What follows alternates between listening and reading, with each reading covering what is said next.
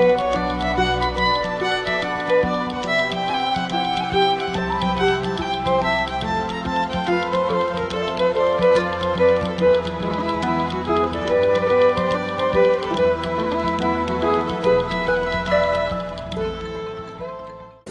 intervenants et participants, mesdames et messieurs, chers invités, bienvenue à l'amphi 250 de l'Institut des Relations Internationales du Cameroun, à l'occasion du deuxième sommet africain sur la citoyenneté numérique Digital Citizenship Summit Cameroun, ce 16 et 17 novembre 2018. Le programme d'aujourd'hui prévoit le mot de circonstance de la promotrice de l'événement.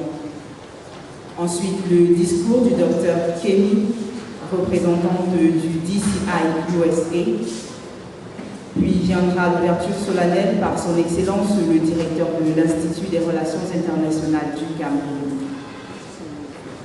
Une première communication sur le thème Why Dixit in Cameroon par le Dr Manga Edimo. Une photo de famille, les rafraîchissements. Et cette journée s'achèvera enfin par les premiers ateliers. Nous vous prions de vous lever pour l'exécution du refrain de l'hymne national.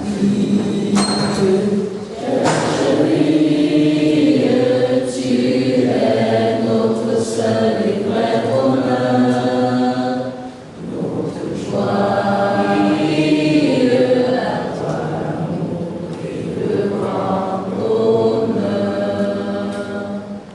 Ladies and gentlemen, you will have your seats. Now let us welcome the convener of the Digital Citizenship Summit, Franca Soulemion, for her address. The Director of the International Relations Institute of Cameroon, the Director of the Digital Citizenship Institute, USA, the Coordinator of CAPI, our expert here represented, ladies and gentlemen, extending to you our sincere apology for the late start of this event, it is with great pleasure that we thank you for braving the rain and the cold to be part of this life-transforming venture. The Digital Citizenship Summit is one of the international networks of summits aimed at encouraging responsible use of social media and information technology. It comes to Cameroon for the first time and to Central Africa for the first time. Hosted last year by the University of Lagos, this year it is hosted by RECAPI in partnership with Positive Youth Africa and the Digital Citizenship Institute. The Digital Citizenship Summit Cameroon has three objectives, namely, to raise public awareness of digital citizenship, to celebrate youth using social media and information technology responsibly, and to advocate for digital citizenship education in schools, and especially in IRIC. Through this summit, which is hosted as in prelude of the 10th anniversary of RECAPI, we hope to leave a strong legacy in IRIC by creating positive digital change for generations to come. It is our dear that every participant will serve the blessings of this great opportunity and resolve further to be digital citizens and patriots, not only in daily lives, but also in the digital space. Happy, long live IRIC, long live the Republic of Cameroon. Ladies and gentlemen, we now welcome Dr. Kemi, Director of DCI USA, for her speech. Je parle français un peu, so you pardon me to speak English. Thank you for having me here. My name, like you said, is Dr. Lua Kemi. I am an associate of the Digital Citizenship Institute in US and the African lead. And so I'm glad that we are having partner countries that are embracing the digital citizenship drive. I had actually prepared to show you the DCIT Institute in pictures, but because of some little hiccups, I may not be able to project, but I'll just speak to you, and hopefully I'll be able to pass my message across even at that.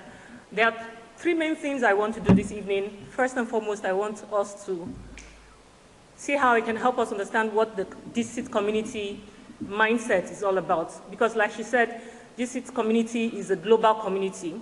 And though we are hosting this summit the first time in Cameroon, this is not the first summit that will be held. We have summits that have been held in Europe, in US, in Canada, and in Africa, and I'm glad that Cameroon is also on board. What mindsets do we have? What is it that we try to drive in this community? We believe that the digital citizenship is all about seeing and valuing the human sitting next to you. It's about communityship. It's about seeing the world around us and seeing humanity also across this screen. And that's why we're talking about digital, and that's why you have the two words, digital community. So it's a community, although a digital community. We are building relationships across the globe through digital devices, through digital networks. And to us, we believe that this human connection online is where participants are active citizens, just as you are active citizens within your own nation. Also online, we want to raise people who have that mindset of active citizenship, participating as creative thinkers, global collaborators, problem solvers, and justice-oriented digital citizens. And in today's networked world, we know that technology has broken down our borders. We call it now a global village. And so in today's networked world, the digital citizenship is a responsibility for everybody. At the last summit we had in the US, the theme for the summit, which is apt, and I believe that should be adopted across board, was from classroom to the boardroom. Because there is no level or no sector that digitization isn't having its impact on. From our classrooms, even for children less than 2, we know if you have a child 2, you drop your phone without saying anything, he somehow intuitively knows how to put it on and navigate himself with that device. So it's an awareness that we should, that it's not just for the tech-savvy youth. I know the focus of this summit is actually to the youth, but the awareness should be driven from the classroom up to the boardroom. And our African leaders are becoming aware that it's not business as usual, especially from my country. Because if you misbehave or say things wrongly, it goes viral. Somebody has videoed it, somebody has tweeted it, and so everybody is becoming aware that we are now living in a digital world and we need to know how to behave in this community. So instead of seeing ourselves as just a local sect of people, we begin to look at ourselves as people who are also global, like I said, because we are all citizens of a global village, and also digital. Most times we see it as in isolation. Oh, I'm a Cameroonian, oh, I'm a Nigerian, but we know that with technology, I don't have to be here to say what I'm saying. But I'm here, I wanted to experience the Cameroonian experience. This is my first visit to Cameroon, and I'm glad I came. At least I would add that to my nations and countries I've visited, and hopefully I'll be able to spread, not only visit Yaoundé, maybe visit somewhere else before I finally leave. But so you don't have that local mindset, oh, I'm a Nigerian, oh, I'm a Cameroonian, and all that. You develop the global mindset also, and then understanding how you could leverage on technology to also have that global mindset. So basically, that's one of the things that we also want to push and not just to be on that digital space, but to see humanity even in that digital space, because there's a tendency to think that because you are beyond the screen, you are not human. And that's why we have the problems we have, where we have hate species and people bully on cyber and all that. Because somehow you just forget that the person who is beyond the screen is also a human like you. So those are the things that we want to achieve, the awareness we want to drive across board and across the globe. There are 4 core dispositions that we identify in the community, a mindset model that is the undertone for the things that we do and the things that we say. We talk about empathy, we talk about entrepreneurship, we talk about innovation, and we look at inclusiveness.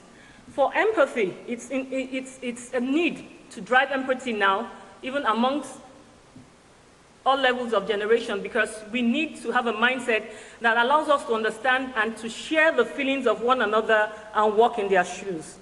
I come here, I understand what your culture is, and so when I've had very interesting experiences, especially your diets.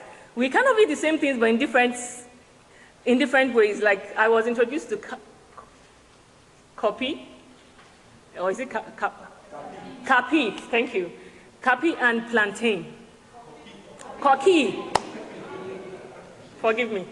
So I was introduced to Koki and plantain, and that was a cultural shock for me, because like, how do you eat plantain with what we call moi moi? You know? And then she was like, how do you drink pap with moi moi? You take pap here with something else. But you know that there's nothing weird with it. This is their preferences. And I ate it. Big deal, I'm standing here today, and so tomorrow it's nothing new. So that's what globalization helps you to do. When you're empathetic with, you understand the cultures of people, you understand that though you may be different, but there are many things that are similar. It's made of beans, mama is made of beans. The way you eat it may be different, but it's the same thing. I eat plantain, you eat plantain, I eat beans, you eat beans. We just eat it in different manners. So those kind of understandings help empathy. You're able to sympathize or empathize with your neighbor or the fellow citizens of that same community, even though you're from different nationalities. Another thing we also want to drive is entrepreneurship. That's solving real problems, but not just in the local scene, but also in the global scenes and in the digital communities. Because this entrepreneurial mindset, we want to help youths and the young ones, and not just them, even if the old ones are never too late to be a problem solver. You know, identify a need, and any need, and not just identify, but also look for ways to fill those needs. And I'm sure we know that entrepreneurship is trending. You have a lot of youth this, youth entrepreneur that, and all that, so that we begin to look into ourselves, what can we solve? Not just what we can get, but what problems can we solve? How can we also give back to the community? How can we also help to play our part in the development of our nation and the world at large? And then the third one, core disposition we have is innovation. That's asking questions that haven't been asked before. What if? Why? You know, being curious. Because when we do that, we become makers. We move from just dreaming to becoming makers and doers, and we develop a mindset that is futuristic. We are constantly thinking out of the box to see, not just get conformed into the norms. This is how it has been done. It has to remain that way. And we've seen a lot of innovative things coming up from the youths, and I'm sure that this summit will also be recognizing youths who have also been innovative in the use of technology, especially towards the SDGs. I think that's the highlight for tomorrow's. But innovation is something we want to also drive that allows a mindset, that allows you to be filled with an insatiable sense of curiosity. What if I did it this way? What if you see if you could save more time, reduce resources that we use, and yet get the same results? So we want to develop that mindset in our youth and beyond our youth, even to the general public. And the fourth one we want to leverage on is inclusiveness, where we give access to all, whether you're Christian, Muslim, Cameroonian, Nigerian, Ghanaian, Kenyan, US, whatever citizen you are. In this digital space, we are all humans, we're all together, we work together, everybody has access to whatever resources it is. There is equality, we want to spread the message of equality, and everything you do, you have that equality, access, and diversity at heart. We may be different, but we are similar. We have the same cause, we have the same drive, and we have the same purpose together. In this community mindset, if we put those four core dispositions together, then we are looking at a community that is reactive and not proactive. Why are we spreading digital citizenship now? Especially in Africa, we want to be proactive, because if we are one of the nations that is, when we talk about mobile devices and all that, the rate at which we are adopting it is higher than even the Western world. And internet access and all that, even though we know that we don't have as much internet access, but it's increasing and it's getting better. And so before you get into that digital space, before you get into that digital community, the idea of what am I doing? What am I becoming? What do I need to actually be a good citizen in this digital space? So we create that awareness before we begin to navigate that community so that we don't fall short of the expectations or the norms. You know, we don't break the norms and rules, and we actually prove ourselves to be citizens that are good citizens building up a community for good, like the focus of this summit is. And we also understand, like I said, how to navigate the digital landscape. We are people who are mindful of our choices, we are mindful of our words, we are mindful of our actions, even in that digital space. We are people who are citizens that, you know, to prepare citizens also that are ready, not just at school, but also at home and in the workplace. So you are building the value systems we have as a people in Africa is not different from the values. We may show it differently. I'm a Yoruba person, and in my own tribe, when we want to show respect, for instance, if we are greeting, we kneel as a lady. And some other culture, they don't have to kneel. Funny enough, I'm moving a mixed tribe there. My other culture, you don't kneel. You actually stand and say, good morning, even in dialect. But respect is respect. So whether I'm kneeling or I'm standing, the main thing is that I'm showing respect. And so our value systems really are the same, even if we have different ways of expressing them. And we also need those value systems even when we are in the digital community. We respect each other, even though you are not seeing you physically, you're over screen and all those. So we are building a people who have value systems, not just in school or at home, but also at the workplace with the use of the digital space. One of the ways we try to share our mindset and our focus and our targets is through the Digital Citizen Summit, which is also being held here today. If you look at our logo, you will see that at the DIGCIT, you have the eye there. And the eye is in the form of, represents each and every, it has a kind of a form of a human. And to just, it's a reminder to us that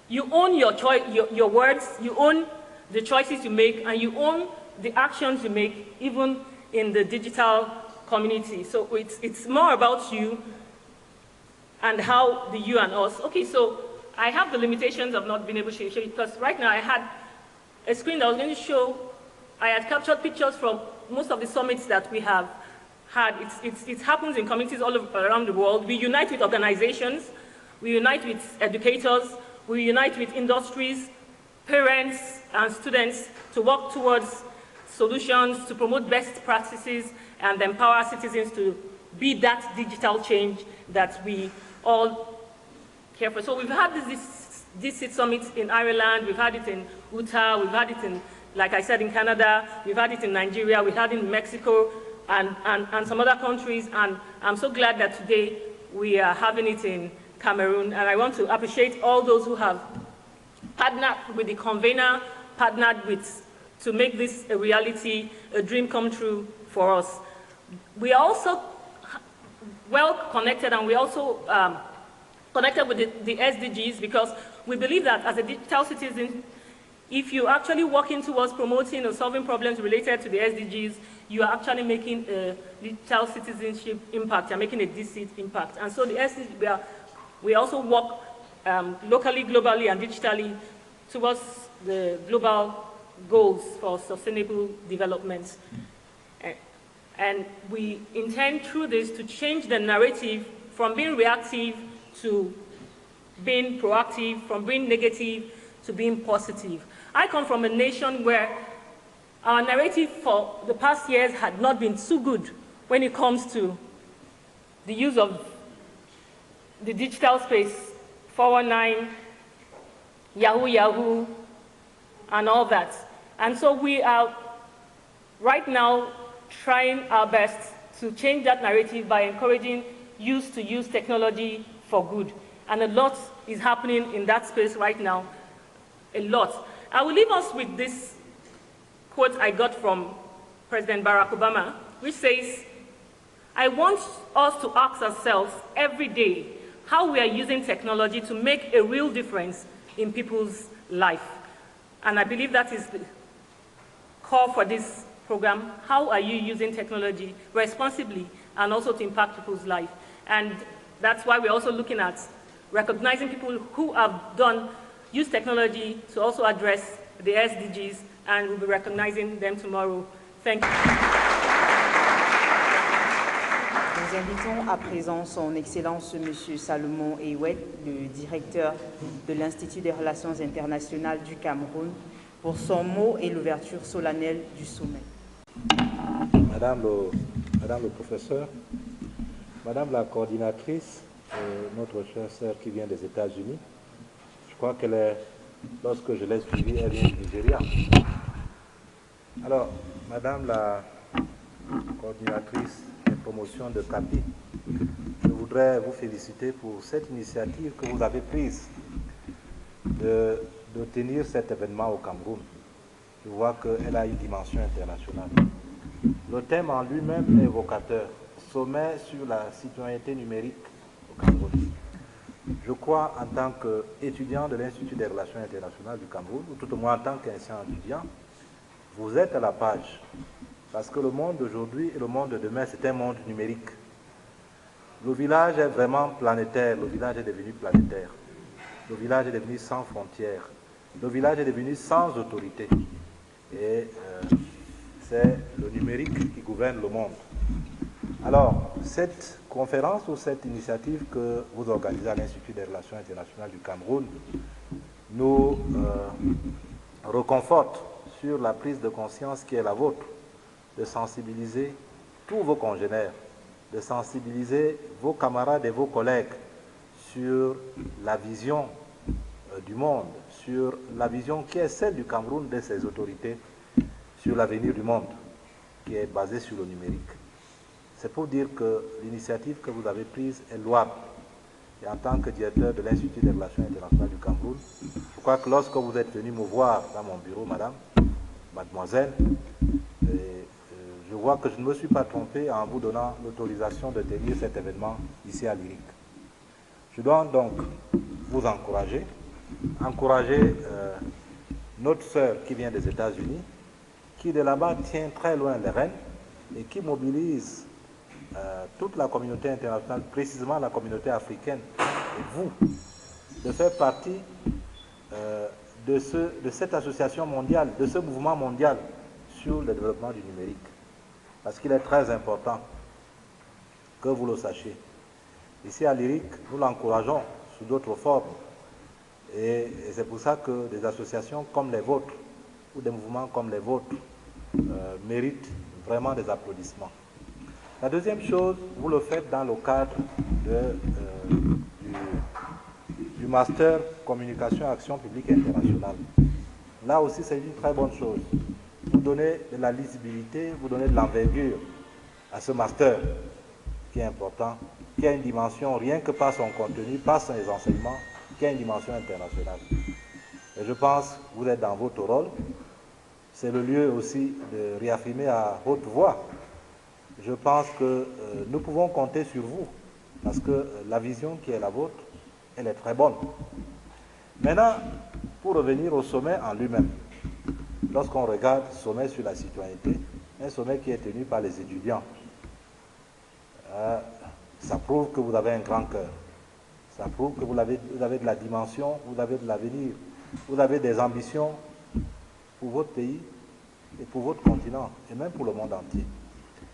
Je vous félicite donc, je vous encourage à tenir ces travaux, à demeurer ces étudiants modèles, à demeurer ces étudiants visionnaires, à demeurer ces étudiants qui ont le souci de la transformation de leur environnement. I have no more thing to say, just to encourage you for the initiative you have taken to organize this seminar here at ERIC.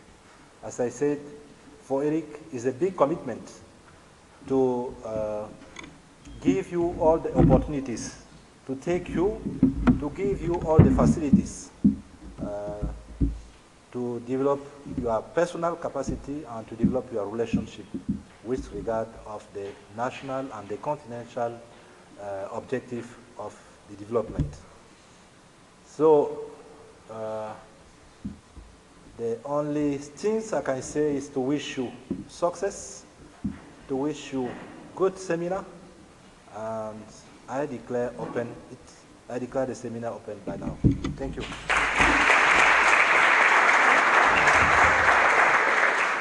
Ladies and gentlemen, let us welcome Dr. Manga Edimo, who will be talking to us about why Dixit in Cameroon. Monsieur le directeur de l'IRIC et chers collègues venus des États-Unis, mes chères sœurs venues du Nigeria, c'est un grand honneur, voire en fait, vous sentez, je suis rempli d'émotion de prendre la parole ici aujourd'hui à l'occasion de ce sommet sur la citoyenneté numérique au Cameroun, organisé par Positive, je crois que c'est l'ONG Positive Youth Africa et le groupe Dixit pour justifier la pertinence d'un tel événement au Cameroun. Merci, monsieur le directeur, d'avoir embrayé, n'est-ce pas, en revenant sur cette dimension internationale de cet événement, parce qu'effectivement, l'une des premières raisons fondamentales et très importantes pour lesquelles on devrait comprendre la tenue d'un tel sommet au Cameroun, c'est d'abord au regard du rapport du Cameroun lui-même au monde, parce que cela relève de l'un de ses principes de vision, de son rapport au monde, la manière avec laquelle il envisage se présenter sur la scène internationale ou se projeter. Je pense ici à l'un des principes cardinaux de la politique étrangère du Cameroun, celui relatif à l'éthique de la démocratie, des droits de l'homme et la gouvernance. C'est un principe d'après 1982 et qui conforte bien le rapport des États à la modernité. Cette modernité même à laquelle renvoie ici tout le champ relatif aux technologies de l'information et de la communication. Deuxième raison, parce qu'au-delà de cette manière de se projeter, de cette vision que le Cameroun a de ses rapports avec les autres États, avec le monde, avec la société internationale ou avec l'humanité, il y a un ensemble de mesures, n'est-ce pas, d'initiatives gouvernementales qui ont été prises depuis le milieu des années 1990, plus précisément à partir de 1997, où les premières connexions au réseau Internet sont réalisées. D'abord à Douala en 1997, ensuite à Yaoundé en 1999. C'est pour dire effectivement la pertinence, c'est-à-dire au-delà de la vision, l'importance que le gouvernement lui-même, via la politique, n'est-ce pas, étrangère du Cameroun, pilotée par son illustre chef, le président Paul Biya, accorde à cette technologie, accorde aux principes éthiques, démocratiques, qui incarnent même la promotion, toute la politique internationale de promotion de ces technologies. Je parle de 1997. À la suite, il y a un ensemble d'institutions qui sont créées. Je pense à l'Agence nationale, n'est-ce pas, des technologies de l'information, de la communication, la mise sur pied plus récente de l'Agence de régulation des télécommunications et en 2010, l'adoption d'une loi sur la gouvernance des communications électroniques et plus récemment en 2015, la mise à jour, n'est-ce pas, de ces ensembles de documents de politique visant à encadrer juridiquement l'utilisation, voire les usages, différents usages de ces technologies. Ça, c'est pour le volet théorique, voire abstrait de la chose. Sur le plan pratique, on est passé d'un pourcentage, d'un taux de pénétration d'Internet de 0,02% en 2002 à un taux de 0,13% en 2007 pour être en 2015 en fin d'année, au 31 décembre 2017, selon le dernier rapport de l'Union internationale des télécommunications, a une pénétration du taux d'Internet de 25,2%. C'est la preuve, 25,2% au Cameroun, avec une moyenne de seulement de 19,9% en Afrique en général et de 45,4% dans le monde entier. Donc c'est dire que le choix du Cameroun comme lieu d'organisation d'un tel événement n'est pas un choix anodin.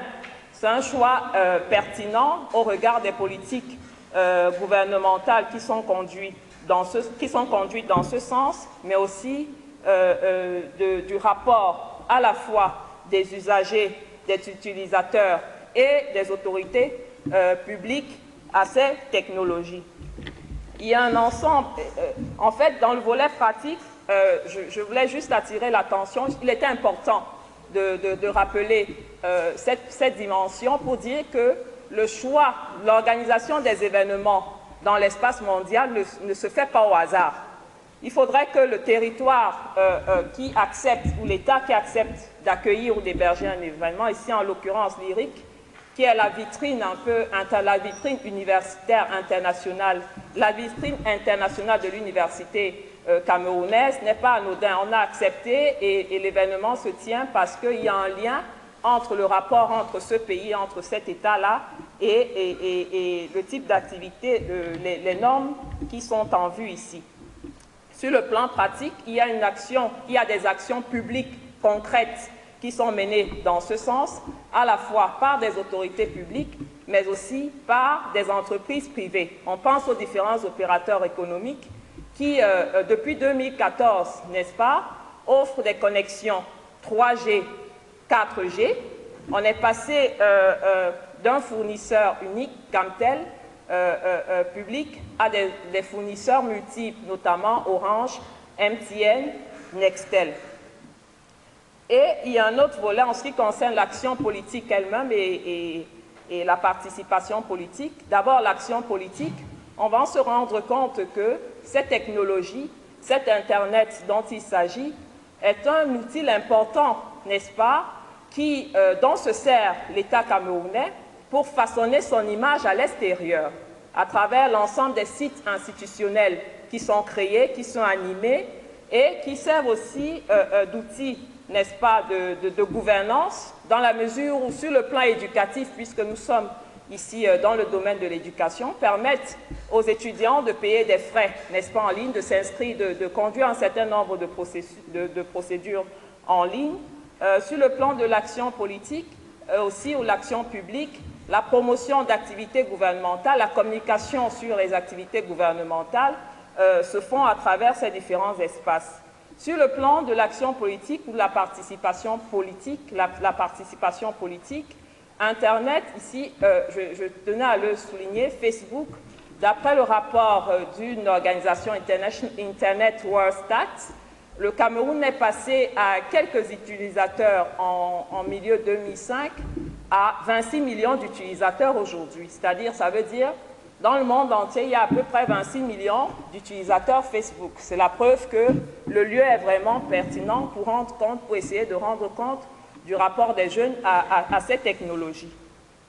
Et Internet aussi est utilisé, n'est-ce pas, pour maintenir des liens sociaux, des liens amicaux, des liens culturels, et permettre aussi aux citoyens, qu'ils soient au Cameroun ou en dehors du Cameroun, de rester en contact, non seulement au contact de la vie politique, au contact de la vie économique, mais aussi permet désormais aux différents usagers d'Internet, aux commerçants, aux entreprises, de faire du commerce en ligne. Je pense ici à la grande entreprise Jumia, qui permet aux clients, aux acheteurs, de se faire livrer à la maison. Donc vous voyez, en réalité, je ne pense pas qu'on aurait pu avoir un espace, un lieu plus pertinent pour essayer de rendre compte, parler de ces questions et en rendre compte.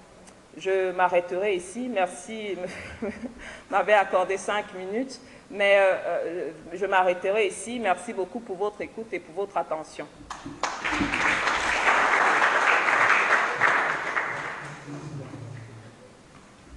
À présent, la photo de famille sous la conduite du protocole.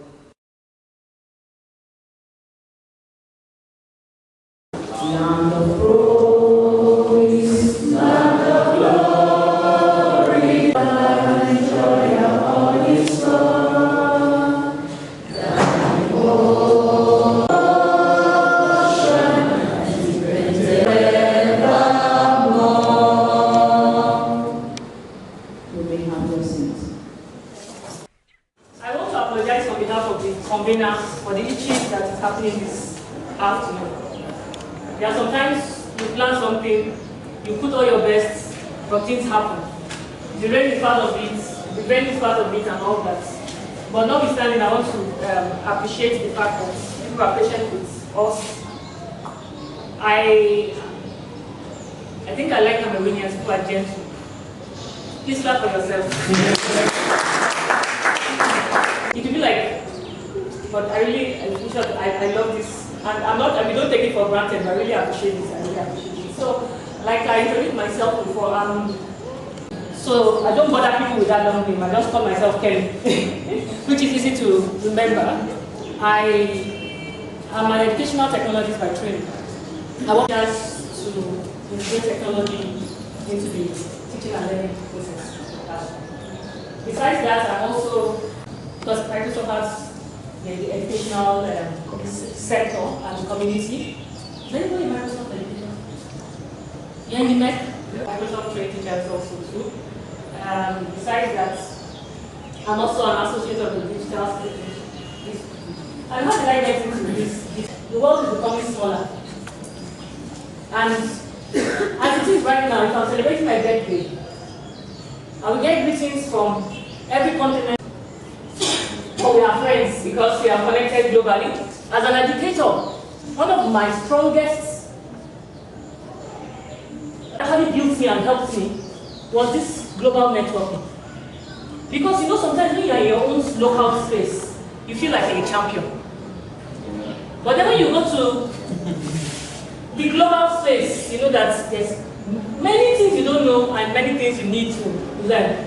Because you see people doing things, you get encouraged, you get inspired, you're like, okay, let me try this out and let me try that out. It broadens your horizon, it broadens, and it makes you want to do more. Because in a particular setting, you may do the top and then you are the lead.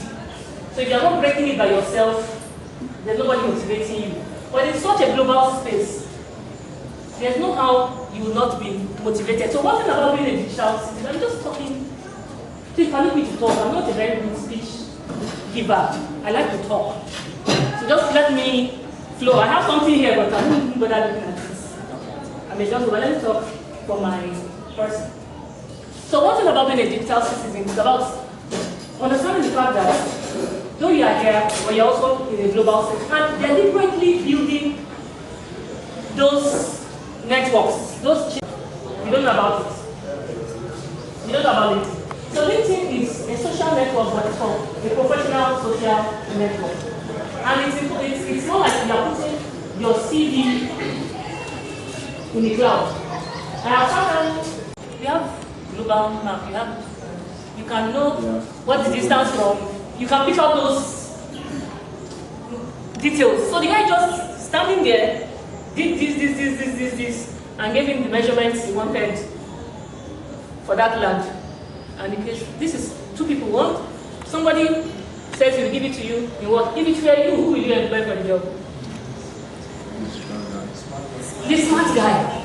The other one we get to the end of what he will do what? Hard work. Because he will now take his tape rule or whatever it is that they are measuring instruments and start from one end and go around, and he will do that for 1 week and believe he has worked. And somebody in 5 minutes would use his device, go online, get the data needed, and the job is done. So we need to start thinking away from hard work to smart work. And that's what digital citizens do. Because you understand what is available to you in the digital space. You understand what is available to you in the digital world. You don't have to gather, before, and it cuts across every sector. Before, if you have a boss who says, draft me a letter, we need to send a letter to such person. What normally happens is that you draft the letter and then you can't give it to your boss. Your boss reads the letter, corrects it, isn't it? Gives it back to the secretary does the correction, prints it out again, isn't it? Somebody is smiling, you understand? How we waste paper. Goes back and give it to the boss. If there is a mistake on I, or U, or R, one letter mistake in the name, what happens? You go back and print another one. But in digital smartness, You have platforms that you can share the same documents. Sir, I sent a link to the documents. What does it do? All the corrections he needs to make, both of you continue to making the corrections there and then you do your final print after everything is said and done. You have saved time of printing and dropping it on the table and waiting for him to come back from wherever he is to come and see. So no, those things are little things. They don't need any special application or device.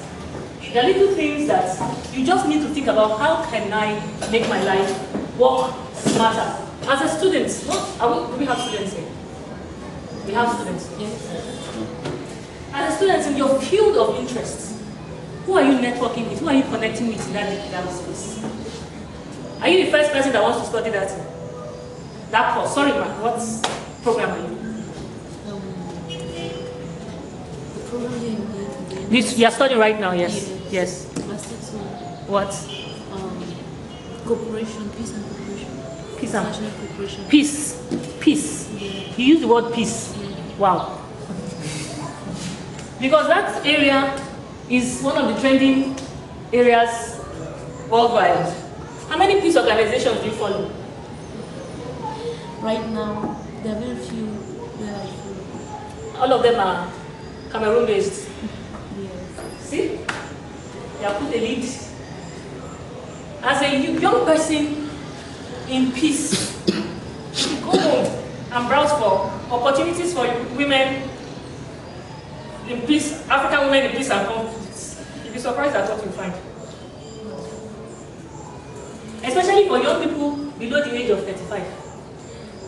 Another thing digital citizens do is know how to gather resources, information from the digital space. A lot of us, I give you an instance. I had a younger brother who got an opportunity to school abroad. And then for his thesis, his master's, what do you call thesis? His memoir. Yeah? Yes, memoir. Memoir. I'm learning a link. Because to click on that link and read for himself is difficult. What he wants is call this person. Write to this, But there's so much information if you only know how to really search out there, especially for young people under the age of 35, Africans. Just search. Just opportunity for African youth. Because the world is looking to this continent. Sometimes I'm like, why am I not younger than 35? Why am I just knowing all these things now? So you know how to gather resources, information, and then you also know how to detect an information that is true and an information that is not true. There was a video, I think I've deleted it. No, I don't think I've deleted it. I don't know how you will see it on this. You know about the recent wedding in Europe? The prince and how many of us know that? Maybe if you don't know. But imagine a prince and the queen dancing. What's this dance now? Yeah. I forgot. There's this dance that is common now. Okay, it's not Azonto, but something, I don't know if you guys Azonto is one kind of funny shaku shaku hand. That's what they were looking for. Azonto is old school, like the shaku shaku. So imagine between dancing shaku shaku. Can you imagine it? Queen, not even Obama or America. You know how British are? Then just picture her dancing shaku shaku. And they did that video. They did that video, the music, I don't know how they did it. But they showed even people from Africa standing and they were heading to the church. And the queen came and she was dancing shaku shaku. The groom too came and it was the most and the wife too was dancing with her. If you don't know that technology can allow you to do this kind of things, you will say the Queen of England dances shaku shaku. And you have the video to prove it. Once a long time ago, they said pictures don't lie. But today, pictures tell the greatest lies. Because you can take my picture right now, remove the dress I'm wearing, and give me a Cameroonian dress on it. So you must know how to check against fake news and real news. Fake information and real information. Decide, even as a student, decide to go to gather information for your write-ups. How do you validate such information? For instance, one simple way of knowing whether a news is true or not. For instance, if you see headline, Queen of England versus Shaku Shaku. How will you know whether that news is true or not? And it's attached to a video. I've just showed you now that there's a video of the Queen dancing Shaku Shaku. How would you know whether it's true or not? Somebody help me. How can you verify it? I mean, the simplest way of verifying that headline is Queen of England dances Shaku Shaku. Can somebody help me out? I'm asking a question. How would you be able to find out? I think the first thing I'll do is to research if there are other sources that will consider that. Thank you very much. That's the simplest way. Because truly, the Queen of England dances Shaku, it's not only one paper or one person that will record that. And then if you search, because sometimes we also like to spread false news. But then if you search and see that the other searches that you are getting is linked to that first source, they know just a repeated news. But if there are multiple sources, especially the ones that have credibility, then you can say, okay, there is a truth in this. So, especially because we have this now, data, and so somebody just shared a video with you on WhatsApp, and before you know, you forwarded it to all your groups. And then, you know how things spread. You see one in Nigerian version, they say, a Yoruba man, I have groups, sometimes I have, like for instance, I have a group now. I saw the same story that I saw not too long ago, when they said a Yoruba man did something. And they said a Curie man, they also moved the Yoruba, pretty cute, the same story. And you know, how things go viral so fast. So that's why we need also not to be among those who spread sharp digital citizens. First verify the authenticity of news before we also spread. It's like walking on a sand. As you walk, you leave your footprints. Whatever you do in the digital space, you know they say the internet does not lie, does not forget, rather. If you say you're stupid, is your father that is an idiot for not allowing the president, or if you say for saying what the president said about the president, if the person said something about your president you don't like, by responding, your father that is an idiot, for you saying such, you see those kind of things, you know, someone you just share his opinion, and then you see people are busy. I'm like, why? But you see, you may have put it there and forgotten. One day, somebody will go online, you know there are people who know how to search, and they will type your name. And if you have done everything, just remaining that last point. And this is what I'm saying has happened for real. And it's happened. You think they just want to know whether you have social links? No. They want to see if truly who you say you are in your hard copy is who you are on your online copy. What kind of digital footprints are you leaving behind? And they search and they see. And it's only insults or controversies that you are raising. Or some of us as ladies. If you wear blue, if you wear yellow, the only thing on your profile is your clothing. You're not adding, you're not creating. You're not creating knowledge, you're not adding value on that space. And I go as an employer, even if you had a first class, and I browse you, your Twitter, the same thing. Ah, I just add Tokia, whatever, and Jama Jama. That's all. Ah, I just, you know, it doesn't speak. So you have to deliberately, as young people, you may be doing so well, but you think that you take that digital space for granted. You may actually be doing so well physically, even in your field, maybe you are even doing good.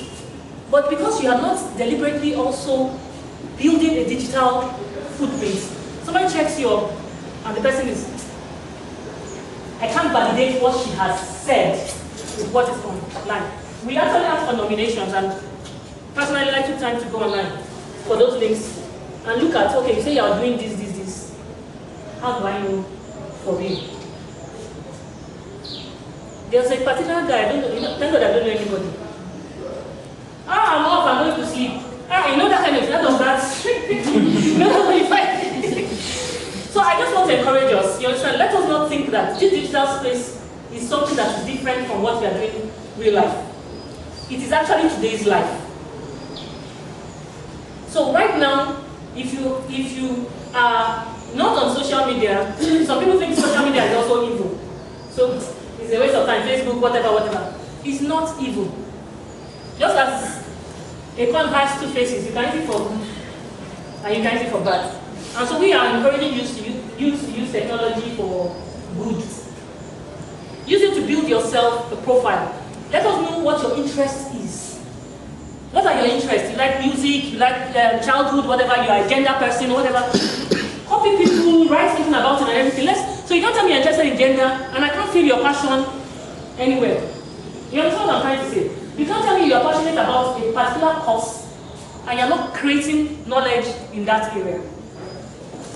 So next time you want to get into a debate online, do it civically. You know you can disagree without being offensive. And somebody says, okay, yes, this is a good discourse, this is a good so there's somebody that is supposed to come and take over for me and want to be the person in the house. SDGs. He's still outside. Okay, so is he waiting for me or he's coming? Okay. So what I'm saying, sorry, I'm talking about digital footprint, isn't it? So I'm just asking us to be deliberate about the footprints we are leaving in the digital sand. Be deliberate.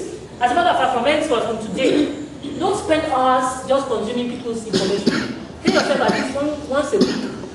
Especially, it's not for everybody. Some of us, we don't do anything. We're not passionate about anything.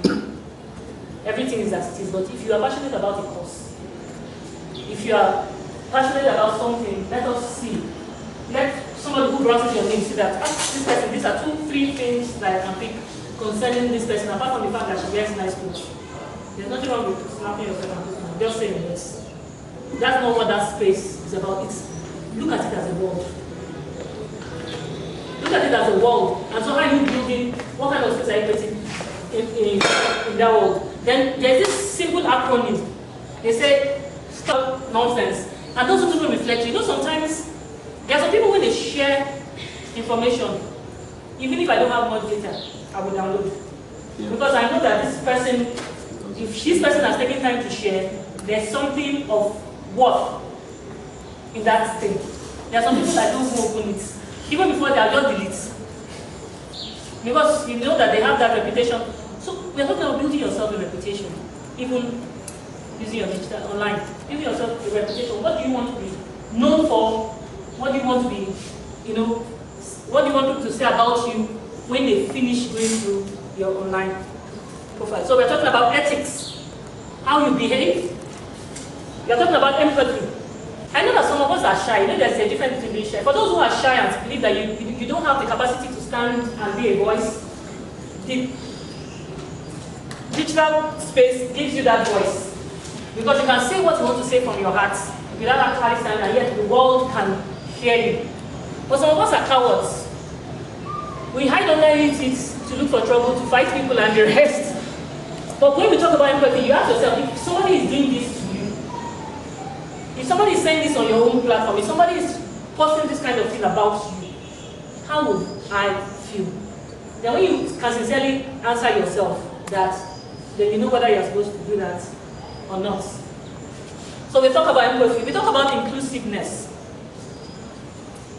You can actually use technology to reach people that will have been difficult to reach without technology. Alors, merci pour la question que vous me posez.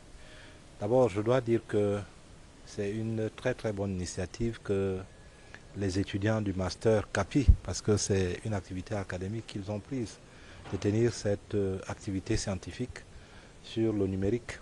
Vous savez que le numérique est la vision principale et la vision première de la politique gouvernementale.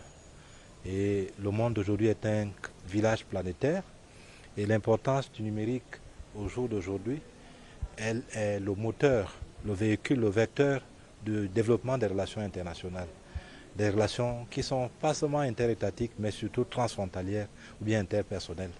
Donc, venir promouvoir l'utilisation du numérique, venir exalter les mérites numériques au niveau, c'est rentrer en conformité avec la vision du gouvernement du Cameroun sur le développement de cette activité et sur le développement mondial en général.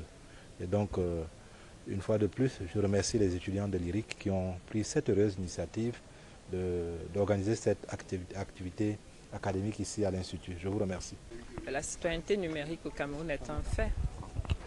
Elle est un fait notamment depuis le début des années 2000, avec la mise sur pied, la création de premiers sites web, Internet, avec, vers la fin des années 90, les premiers programmes de numérisation qui se mettent en place et qui déclenchent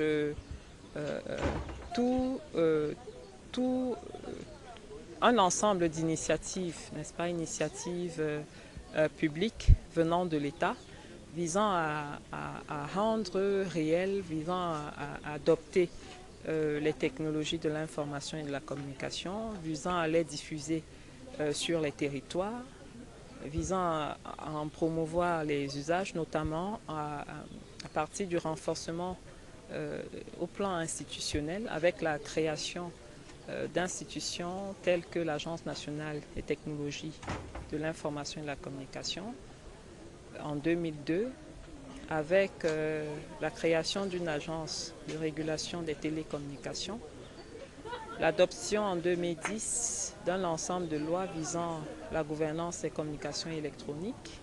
En 2015, plus récemment, la mise à jour de l'ensemble de documents, d'un ensemble de documents de politique visant à améliorer l'encadrement juridique de l'utilisation de ces technologies. Ça, c'est sur le plan des politiques. Parce que sans politique, on ne peut pas avoir d'accès. Ce sont les politiques qui autorisent, qui permettent l'accès. Et donc, avec l'expansion, n'est-ce pas, l'expansion ou la croissance des taux de pénétration, notamment de 0,2% en 2002, avec à 25,2% en fin 2016, d'après les statistiques de l'Union internationale des télécommunications. On voit bien que Internet, les technologies de l'information et de la communication, et notamment Internet, est un fait, hein, a bien pénétré la société camerounaise. Avec un taux d'utilisateurs urbains de 95% de téléphones mobiles et de 65% en zone, 95% en zone urbaine et 65% en zone rurale, et un nombre d'utilisateurs d'Internet de 6,5 millions, d'après les chiffres, une fois de plus, de l'Union internationale des télécommunications. On peut bien dire que le rapport au numérique, le rapport des citoyens au numérique, des citoyens camerounais au numérique est un fait, notamment avec 26 millions de Camerounais à travers le monde connectés sur Facebook ou ayant des comptes Facebook, des actions politiques publiques, des actions politiques conduites via Internet, des débats, n'est-ce pas, des forums de discussion qui ne cessent de croître sur Internet, le déplacement de la vie politique, des échanges politiques, de la concurrence politique, de l'espace public concret vers l'espace public virtuel est un fait. Donc maintenant, ce qu'il faudrait savoir, c'est que le rapport au numérique ou la citoyenneté numérique ne se limite pas à la participation politique ou aux activités politiques. Il y a aussi le développement des activités économiques, n'est-ce pas, la promotion d'activités commerciales via ces technologies, via ces espaces, cet espace qu'est Internet, qui peut aussi être un rapport à la citoyenneté qu'on peut démontrer par les différentes conséquences ou les différents impacts que ça peut avoir sur l'économie nationale. Il y a aussi la manière dont ces technologies, notamment Internet, vont servir pour promouvoir la culture, notamment par les actions menées ou entreprises par les artistes qui se produisent eux-mêmes et diffusent, n'est-ce pas, leur production artistique, musicale sur Internet. Et je pense qu'au-delà de tout, l'encadrement de cette citoyenneté, l'orientation de cette citoyenneté, peut-être la communication sur les différents aspects de cette citoyenneté est importante pour promouvoir, n'est-ce pas, d'autres dimensions, parce que après il y a la culture, il y a l'éducation par ces technologies, par Internet, par l'utilisation de ces technologies, qui doit se faire au plan éthique, certes, mais aussi qui doit servir à la transmission des connaissances. Digital Citizenship Cameroon, this summit is all about creating awareness in young people, especially because we are students. It's all about sensitizing us and teaching us how to use social media, especially in a very good manner, because there are messages of hatred, messages of tribalism going through social media. And I think this summit, the Digital Citizenship Summit, enable us to be aware of the fact that we are models and we have to use social media in a very good way. We have to use social media to promote SDG, sustainable development, and it is really an opportunity for us to be empowered, to be taught, and to change the way we behave. So we are just happy to be part of this, to witness the solemn opening of the Digital Summit here at International Relationship Institute. So the workshop have started and we continue tomorrow with other speakers, and it's just a great opportunity. It's time for us to change our mindset. It's time for us to change the way you use social media, to use it in a very positive way. Digital Citizenship Summit Cameroon has become very essential, if not indispensable, owing to the misuse and abuse of social media and information technology, which is becoming a norm in Cameroon. Therefore, there is a need for the Digital Citizenship Summit in Cameroon to address all these ills such as fake news, ills such as hate speech on social media, ills such as scamming, and the various forms of cyber criminality such as cyberbullying, cyber pornography, you name it. And also it's important to bring Cameroonians together because Cameroonians are getting more and more dispersed. So it's necessary for us to bring Cameroonians to celebrate what unites them and to celebrate their unity even in their diversity. So that's why we are convening the Digital Citizenship Summit Cameroon. It can promote SDGs in the sense that people will be using, when people go on social media, instead of going on social media and talking about what they ate in the morning, which boys they have met, which girls they have met, or nightclubs they have gone to, they'll go there talking about the Sustainable Development Goals. And we all know that we need the Sustainable Development Goals to be a developed continent. And maybe we don't know, but we should know that it is each and every one of us responsibility to develop our community. And good enough for us, we have social media and information technology, which is available to everyone and at very affordable prices. So this Digital Citizenship Summit is a call for us to use these tools responsibly to contribute to the Sustainable Development Goals. And how will they empower the students in a sense that the students are going to take part in the drafting of the first Digital Citizenship Manifesto on Education. This manifesto is how to introduce digital citizenship in schools, because we know that a field, anything can only be found as important nowadays if it is studied in schools. So if we are teaching our children citizenship, we are teaching our children civic education, it's important that we teach them digital citizenship, especially as we are in a digital era. And everything we do out of the digital space or in the digital space affects people in so many communities that, you know, we may not know of. So, and also we are going to empower students by celebrating them. We know there is no other way to encourage to discourage the evil or to discourage the bad than to promote the good. That is why we came up with the DigCit SDG Awards, which will celebrate youth and students using social media and information technology to contribute to sustainable development. I'm Enoch George, so I decided to come to the DigCit Summit because I was one of the nominees for the DigCit Awards. So being here is to learn about the digital rights, especially this time in the country. We need to learn about what to do, especially when you are online, what not to do, because people have feelings, as one of the speakers said, that you have to be responsible of any actions you take online, whether you are seeing the person or not, because you are communicating with another citizen in another space. That's why in the cyberspace, you have to be very careful who you deal with, what you say, and take responsibility of your actions. So by the end of the summit, I wish to learn enough from all the other speakers and also celebrate youths which are contributing to the sustainable development goals through their digital activities online. Nixon Zogan, un étudiant et blogueur dans le domaine du management des projets, dans le domaine des projets en fait.